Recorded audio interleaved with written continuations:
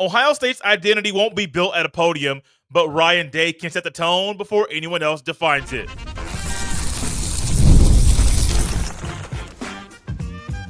You are Locked On Buckeyes, your daily podcast on the Ohio State Buckeyes. Part of the Locked On Podcast Network, your team every day. Welcome in, Buckeye fans, to your Tuesday edition of Locked On Buckeyes, which is your daily Ohio State podcast for the Locked On Podcast Network, your team every day. I'm your host, Jay Stevens, veteran sports talk host, delivering passionate coverage about your Buckeyes. And during today's show, we will discuss the media's pick to win the Big Ten, as well as questions I have for Jeremiah Smith, Caleb Downs, and Sonny Styles. But first, it's finally here, guys. The Big Ten Media Days are finally here. They're going to be in Vegas this year as Tony Matiti gets things kicked off at 11 a.m. Eastern, 2 p.m. Eastern time, where he is going to address the media at this annual event. And then a couple hours later, it's Ryan Day's turn. And when Ryan Day gets behind the podium, he's going to have to answer questions about Michigan and NIL and the portal and a lot of other stuff going on in the sport. But there will be people asking questions about Ohio State's identity and what the team's going to do to respond after winning a national championship. And while there may be people out there that are going to try to narrate their own story about Ohio State's team in the preseason, Ryan Day is going to do that. And his job today is to set the tone for Ohio State in their quest to win back-to-back national championships, because he can't build a team at a podium.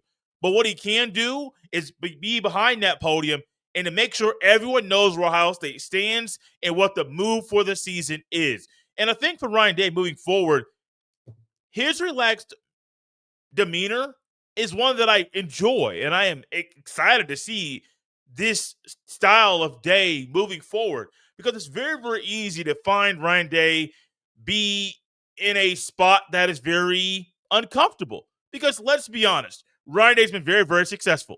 More successful than most coaches in college football since Ryan Day took over the job after Urban Meyer retired. But at the same time, while he's been successful, he's also had some pretty low moments. And I'm not here to shine a light on those low moments, but we'll provide the proper context to Ryan Day's time at Ohio State. And Ryan Day winning a national championship gets some stuff off his back, allows him to be a little bit more relaxed, be calm, cool, and collected at an event like this, but also know he has something in his resume that I don't believe any other head coach in the Big Ten has in their resume at all.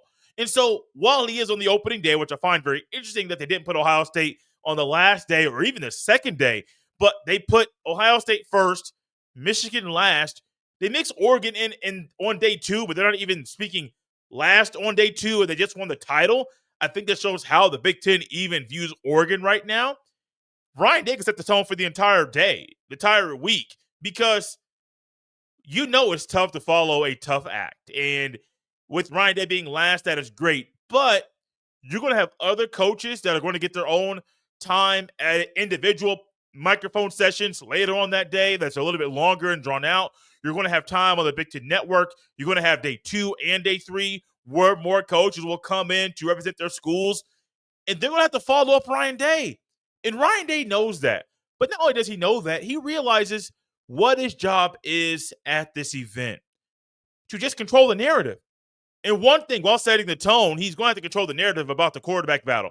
Because we can talk about it, we can harp on it every single day because it is a big deal.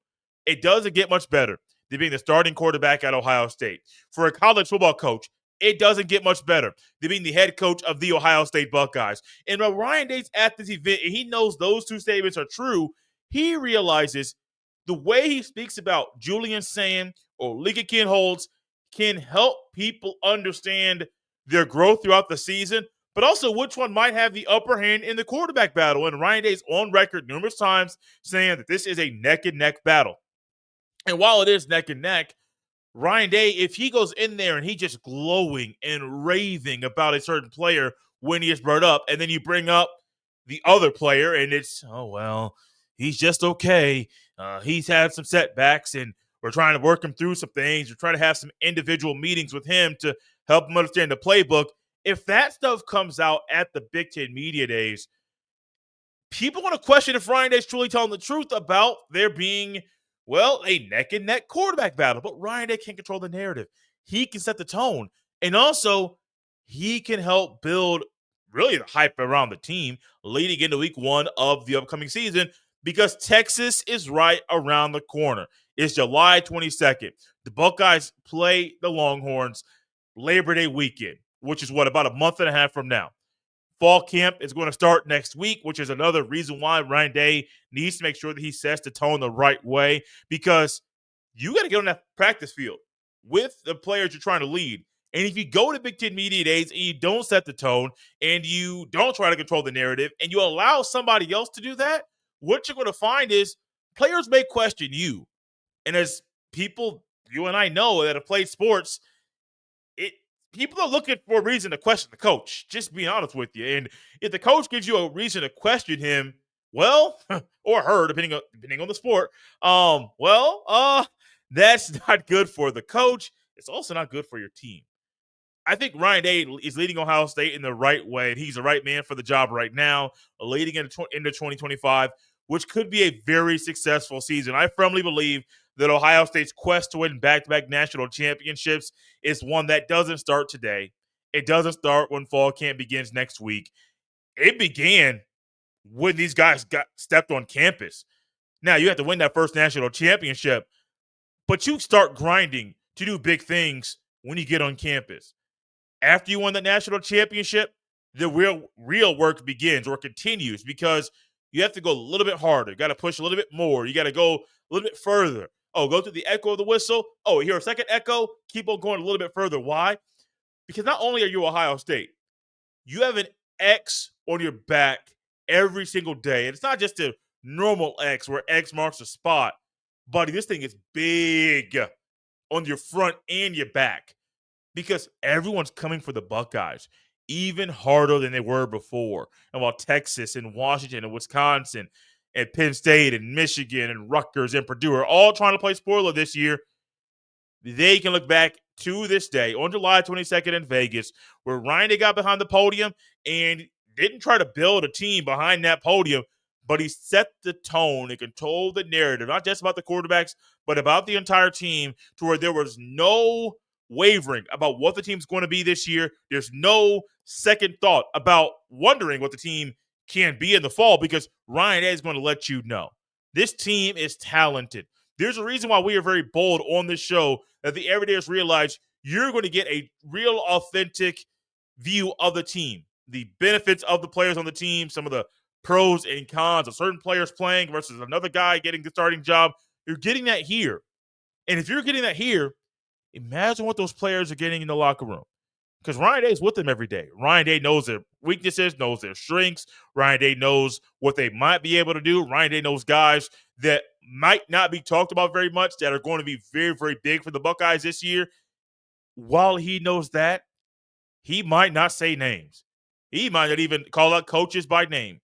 But Ryan Day knows how to set the tone at this event today in Vegas. It's very weird to say it's in Vegas. I'll dive into that more about that after the break, as well as discuss questions I have for Jeremiah Smith, Sonny Styles, and Caleb Downs as they represent Ohio State at Big Ten Media Days today in Vegas. This episode is brought to you by Gametime. Have you ever decided at the last minute to head to a ball game with friends or family? Maybe it's game day and you suddenly realize you want to be in the stands. That's exactly where Gametime comes in. It's the easiest way to grab last minute tickets without the stress. With the money you save on tickets, you can splurge on food, drinks, merch, or even invite a bigger group to come with you. Gametime makes it possible. Gametime makes buying tickets fast and simple. Prices on the app actually drop the closer you get to first pitch, and they've got incredible last-minute deals, clear seat views, and a lowest price guarantee that takes the worrying out of buying. Take the guesswork out of buying tickets with Gametime. Download the Gametime app, create an account, and use code LOCKEDONCollege for $20 off your first purchase. Terms apply again. Create an account and redeem code LCKEDONCOLLEGE for $20 off. Download Gametime today. Last minute tickets, lowest price guaranteed.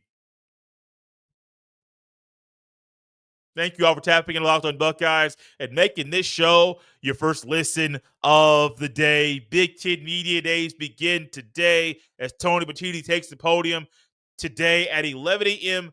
Pacific time, 2 p.m. Eastern time. A little bit later today, shortly after that, it'll be Ryan Day's time behind the podium. Gets 15 minutes from 12:45 to 1 o'clock Pacific time to 3:45 to 4 o'clock Eastern time. I am not used to looking at Pacific time zones on my screen and having to translate those into Eastern time zones, which adds to why the Big Ten Media Days being in Vegas is so odd. I will always say the Big Ten should have Big Ten Media Days in Indianapolis every single year. The infrastructure in Indianapolis is made for big events. You don't have to go outside. Maybe it's too hot for you. In July, you want to stay where the air conditioning is. Well, Indianapolis provides that for you. I understand the MGM and I understand what Vegas provides. But Big Ten Media Days in Indianapolis makes too much sense. Also, don't even change where the Big Ten football championship game is played. Keep that in Indianapolis too. Lucas Oil Stadium has been a phenomenal site for the game. It's been a great host over the years. I know that it may go to other places as well. Keep that thing in Indianapolis in the Midwest, in the heart of Big Ten country. While that's the heart of Big Ten country, there are going to be some Buckeye players in Vegas representing Ohio State and discussing the heart of the team. And as they're discussing the heart of the team, there are three players, Jeremiah Smith, Sonny Styles, and Caleb Downs, that are going to be there having their own time behind the microphone individually there in Big Ten Media Days, but also I guarantee they're going to be on the Big Ten Network as well, as the Big Ten Network is providing phenomenal coverage all week long there on site at Big Ten Media Days. Well, I got three questions for these three players in regards to things I would love to ask them at this event. Let's go to Caleb Downs first. He is the Alabama transfer after his freshman season, where he won SEC Freshman of the Year. Last year, he was an All-American, phenomenal Buckeye player, played multiple roles for the Buckeyes defense, kind of changed not his focus, but where his role might be, where he would line up, and it led to a lot of success for the elite Buckeye defense last year. There's one question I have for Caleb Downs. Literally, there were two, but only one's going to really be asked just for the sake of the time we have together. What has Matt Patricia done to help the defense replace 8 NFL draft picks? And I think for him, with his knowledge of the game and him being a student of the game, and him not simply being just surface level when he's behind the microphone, he can go a little bit deeper with you and still not give you too much when he's speaking to you.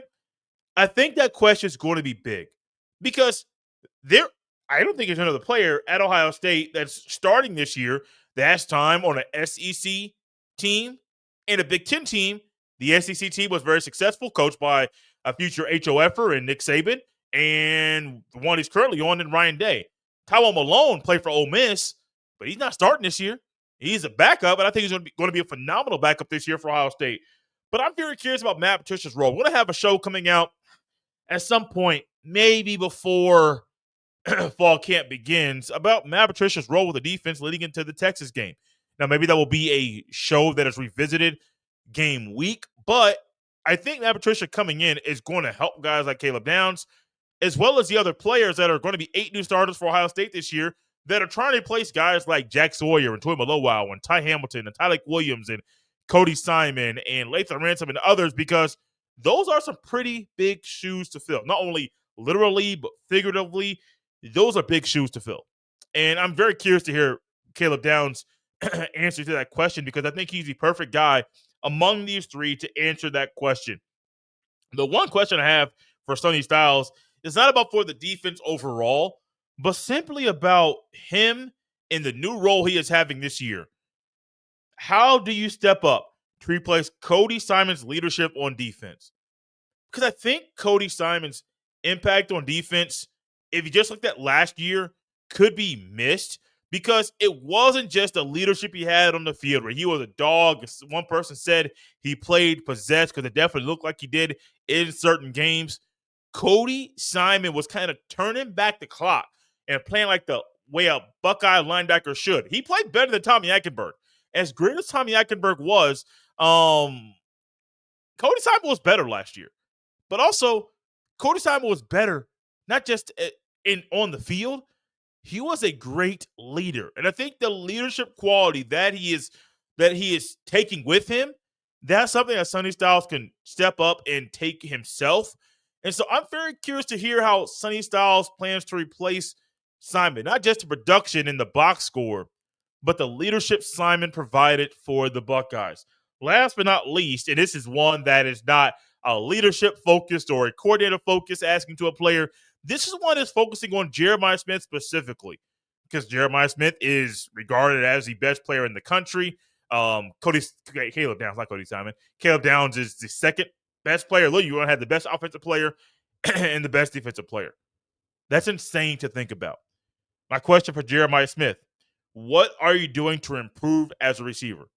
Something very simple, but it's not a yes or no question, one where you can say, well, did you do this or did you not do that? No, it's what are you doing to improve as a receiver? Because I think for Jeremiah Smith, improving as a receiver is expected. But what is he doing on the practice field, in the film room, in the weight room? What is he doing? You can look at pictures of Jeremiah Smith right now and look out there and look at him and his physical makeup, and homie's neck is wider. He's up to 225 pounds, running 22 miles per hour, has the second lowest body fat on the team. Those are things he is doing in the weight room. But what else is he doing? Those are things we already know. What else is he doing? And maybe it's something that he hasn't displayed yet or he hasn't talked about yet that maybe will come up at Big Ten Media Days. But also, this isn't a question for any one of these guys specifically. I wonder if someone's going to ask Smith or Styles or Downs about Keenholz's playing receiver. And I haven't really brought this up at all on the show, but when Brian Hartline went out and to a pool with his receiving room, Keenholz was in the picture with him. And generally before the season, you will see position coaches with their own position rooms, maybe a meal at a home, or maybe they're going out for an outing. I know sometimes they do paintball, things of that nature. And you will just get OG Walt with his room. You will get LJ with his room. Coach Locke with his room. I hope him going to court with Oregon, something that was reported upon just recently. Hope they get figured out very really quickly because Oregon wants their money. There's some legal stuff that's going on. I hope that really gets resolved very quickly. But you see these coaches with their position rooms, and when I saw a picture of Hartline in a pool with all the receivers, and then Lincoln was with him, really, really close to him, actually, I started to wonder if Lincoln Keenholz is transferring and moving to a receiver. I don't know he's an athlete. I get that. Maybe he's an athlete that's better at quarterback versus receiver, but maybe going to receiver is a better way for him to get on the field a little bit quicker. I don't know. But I wonder if Smith, Styles, or Downs will get a question about that very thing. Because if they do, I am curious. That's not a question for one guy. It's a question for all three. I know Smith is in that room. Smith was in that picture. But I want to see what Styles and Downs have to say about that too, because these guys talk. They spend every day together. They work out together. They eat together.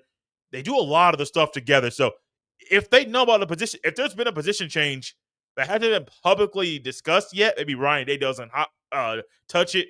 One of these guys might slip up and let that thing out.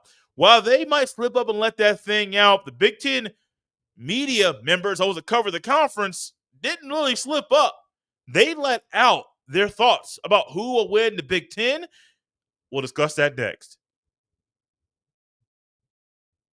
This episode is brought to you by Monarch Money. Ever wish managing your money felt easier? With Monarch Money, it can. Whether you're growing your savings or planning a big purchase, Monarch puts you in the driver's seat. It's like having your own personal CFO, giving you full visibility and control over your finances. Monarch Money is more than a budgeting app. It's a complete financial command center. You can track all your accounts, investments, and spending in one place. So in addition to managing your money, you're also building wealth. Take control of your finances with Monarch Money. Use code LOCKEDONCollege at monarchmoney.com for 50% off your first year. That's monarchmoney.com. Code Locked On College for half off your first year. Thank you all for tapping Locked On Buckeyes and making this show your first listen of the day. I'm excited for Big Ten Media Days. There was a time in my life, really before I started covering the team, that I didn't care about Big Ten Media Days. I mean, I cared to a degree, but I didn't care about in a way that I do now, not just because it's a job, but also I really, truly am invested about Ohio State, Ryan Day, these players, and what they have been doing this offseason to run it back in 2025. That's what we're going to be talking about. If you're curious about what we're going to talk about on the show over the next month and a half, along with fall camp, it is running it back, because that is a thing Ohio State can do this year. Yes, it will be tough. There'll be a new starting quarterback. There'll be a lot of new faces on defense. There'll be new coordinators, but the Buckeyes have the players. The Buckeyes have the coaches to run it back in 2025. I'm not going to change my tune on that, because I believe they have everything it takes to win back-to-back national championships for the first time in the history of this storied program. And while it would be the first time in this storied program, one thing that I think Ohio State needs to do this year is not just run it back. Win the Big Ten title for the first time since 2020. I say it like that because, man, it is annoying to come on this show after a Michigan loss and discuss the reality of Ohio State not having an opportunity to win the Big Ten title because they lose to those pesky Wolverines. Well, the Big Ten media members, people that cover the Big Ten, and some national members as well, via the Cleveland.com Big Ten preseason poll, picked Ohio State to finish second in the conference this year. This reminds me of Spencer McLaughlin's Big Ten rankings that he discussed on his Locked On College football show. I like Spencer. He's a really good guy, does a lot of good work. But never in my life, never, ever, ever did I think the year for Penn State to be at the top of this preseason poll for the first time in the 15 years that this poll's been around would be this year. But, man, maybe Spencer and the other Big Ten media members and some national voices as well got together and said, let's just put Penn State number one. Buddy, it's James Franklin and Drew Aller. Y'all can make comments about Drew Aller and the receivers that he has, and those are reasons why he is not a better quarterback. Cool. You can't blame the receivers when you're making bad throws, making bad decisions, making bad reads. You can't blame them at all. James Franklin, your obvious issue and inability to beat some big-time teams, that ain't on your quarterback, because you've had numerous quarterbacks. That ain't on your coordinators. You've had numerous coordinators. That's on your players. That turns over every single year. That's on you. So for people to know the history of Drew Aller and James Franklin and to come out here and say, oh, man, they're going to beat Ohio State this year in the Big Ten Conference? Y'all make it make sense. I'm going to go here. I'll go 10 through 1 just to give you a little gist about, a little update about where some of this stuff falls. And you're going to see that you may agree with these media members. You might disagree. Also make a note where Michigan is, because I think where Michigan is about where they should be. They may be a little bit lower, maybe slightly higher, but they won't be in the top 3. You'll see why when we get done to it. Number 10 in this poll is Washington. Number 9, USC. Number 8, Nebraska. Number 7, Iowa. Number 6, Indiana. 5, Michigan. They also got a 1 first-place vote. Number 4, Illinois. That got 0 first-place votes. Number 3, Oregon. That got 2 first-place votes. Number 2, Ohio State. Got 10 first-place votes. And then number 1, Penn State. They have 11 first-place votes. They also beat out Ohio State via the points to get that number 1 spot by 4. Penn State had 435 points. Ohio State 431. Oregon a little bit further away with 405. I think Ohio State's team this year can look at this poll and say, man, we need to use this as bulletin board material. Not only do they need to, it's easy. It's right there for you. You can go to Cleveland.com. You can pull up the article. You can see where the rankings are. They even went a little bit further to discuss how many conference teams would make the playoff. And this is the kind of stuff that Ryan Day needs to use.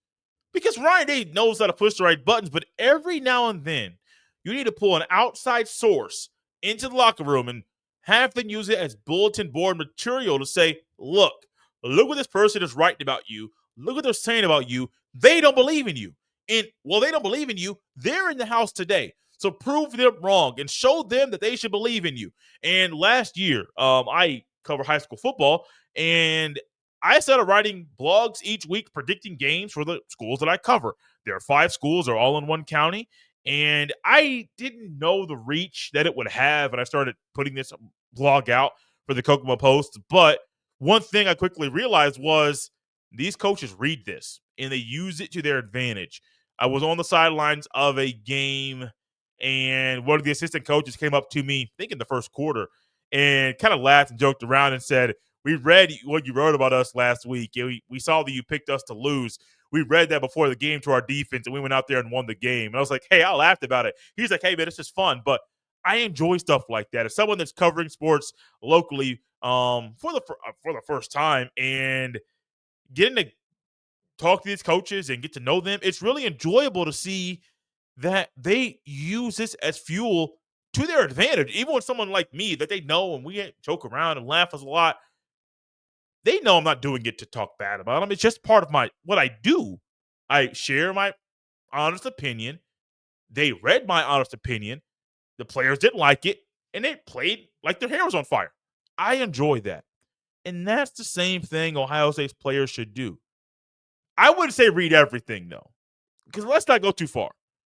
There are a lot of people covering Ohio State every single day. I mean, beat writers, podcasts, YouTube shows, YouTube-specific shows that aren't audio shows as well, local TV stations, radio stations, local and national. There are a lot of people that are focused on the Buckeyes every single day, from Ryan Day's pressers to a touchdown that was dropped to a fumble that was not ruled a fumble. There are people all over the place following Ohio State. And when that's the case, just in general, I would encourage you to not read anything. And if I'm a player, even at the high school level, I would advise you to not read nothing. Not at all. Because even though in high school they don't go as deep to talk about a lot of the bad, you might not like what that local writer or reporter puts in a paper or on a website to discuss why your team might win or lose. Because he might say your defense has been slacking over the last few weeks and you're the star linebacker. Or maybe he might say, well, they've been able to run the ball, but they couldn't catch a pass to save their lives, and you're the quarterback. I would encourage you, don't read this stuff. Don't. But if you're a coach, be very careful with what you read, because that same trap that a player could fall into, you could fall into that as well. But the trap this team can fall into while looking at this, it's a similar trap that they could fall into when they play Penn State, but generally they don't. It's that you use the things people say as fuel. And we know Jeremiah Smith reads the stuff people say on Twitter because he has acknowledged that he sees stuff and that he reads stuff. And while he does, great.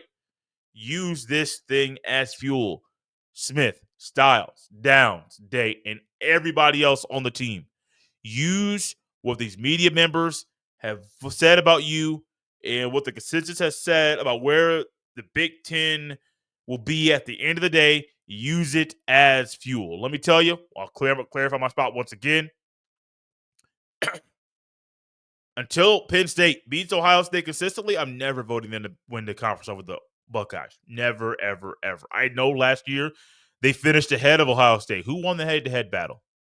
The Buckeyes. Why did Ohio State not make it into there? Because of the Michigan game. That's why. Now, if that same outcome happens this year, do I think somebody else will beat Penn State in the Big Ten title game? Absolutely. I don't trust Drew Allard, man. I don't at all. I originally was trying to be comfortable and a little, not say passive, but show the proper respect for Penn State. I got a lot of respect for that program. Not a lot to you. I really do. But I remember what Drew Allard did against Notre Dame. James Franklin's track record at Penn State puts me in a weird spot because I got a hard time believing that for the first time in the 15 years of the Cleveland.com Big Ten preseason poll, where Penn State is voted on to win the conference, that they're actually going to do it. Thank you all for tapping Locked on Buckeyes and making this show your first listen today.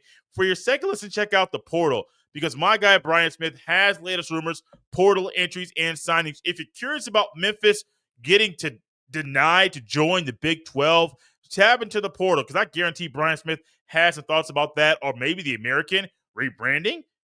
Brian may have some thoughts about that as well. You can find the portal and Locked on Buckeyes on the YouTube or wherever you listen to podcasts. You can follow me on any social media platform at jstevens07. Send every email to jstevens317 at gmail.com. This has been Locked on Buckeyes on a Tuesday. We'll see you next time.